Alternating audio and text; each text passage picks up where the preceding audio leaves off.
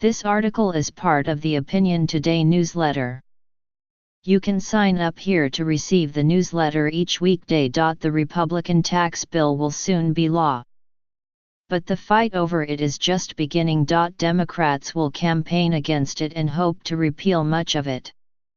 And no matter which party is in charge, Congress and the White House will have to revisit tax policy in coming years, because this bill is full of gimmicky expiration dates.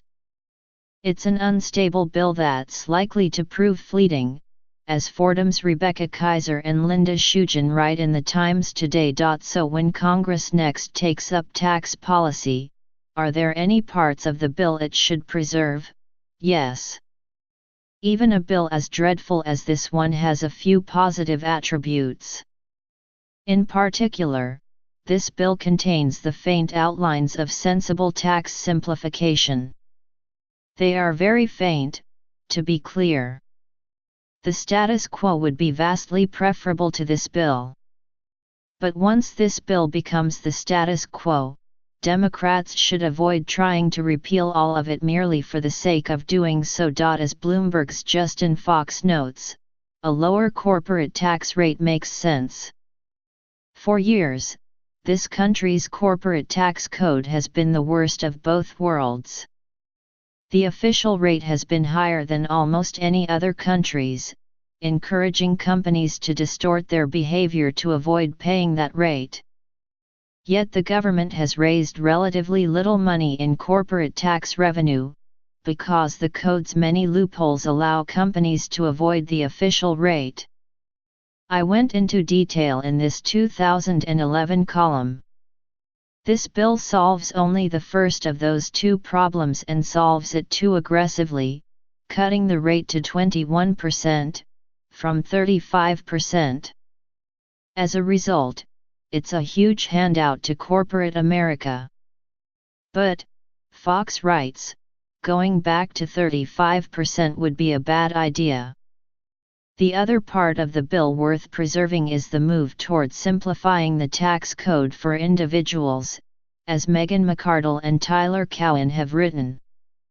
The bill increases the standard deduction, which means fewer families will have to itemize, and it reduces the tax code's needlessly generous subsidy for upper-middle-class home buying. Unfortunately, the bill's bad part's the shoddy process for passing it, which will create many loopholes, the aggressive attempts to increase inequality, the blatant ways it enriches members of Congress and the Trump family, and the bill's fiscal profligacy vastly outweigh its good parts. This is a terrible, cynical way to make tax policy, Fox concludes.